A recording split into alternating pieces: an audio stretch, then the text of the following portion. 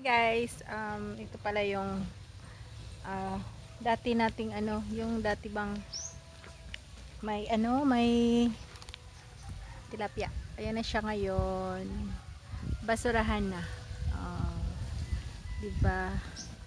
Basurahan na siya ngayon at medyo malalim-lalim talaga siya.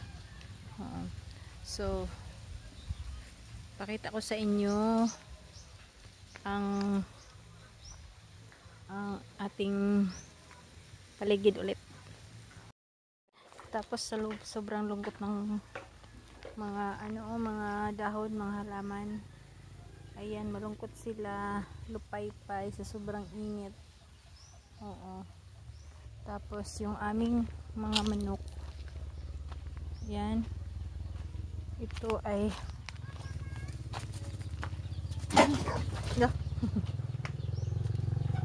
problema baka yung tatlo. Ayan. Nilagyan ng tubigan dito ni Mr. kasi dyan lang sila sa ilalim talaga. Dyan nilalagay ni Mr. sa likod ng kubeta dahil dito malamig, hindi siya naaarawan.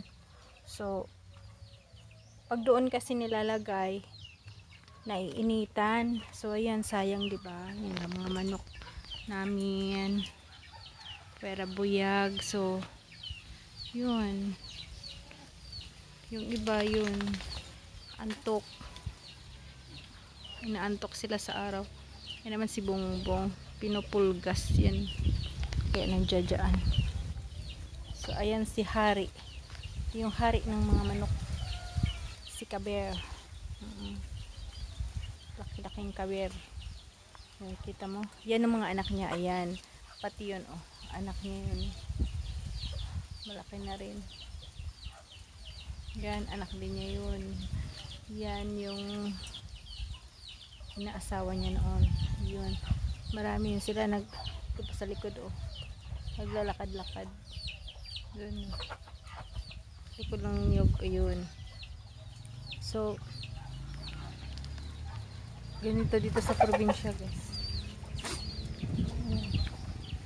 Ayan, yun. Meron pa sa basket, bagong pugad. Ay, bagong pugad, hindi pala siya bagong pugad, bagong dakip.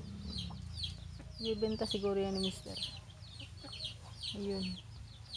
So tungkol naman sa mga niyog, guys, wala nang pinaharvest na ni Mr. yung niyog.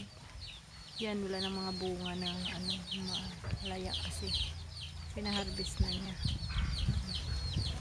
Tapos yung saging, ayan yung saging, yan.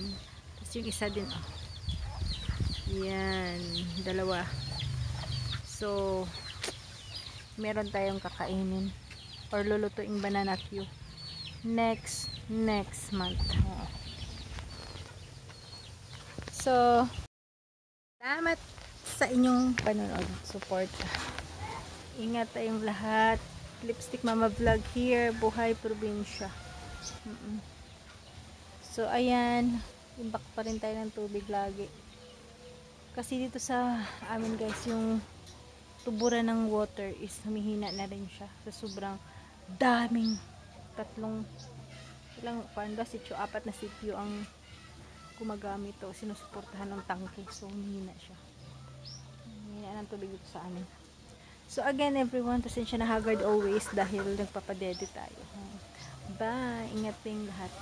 God bless.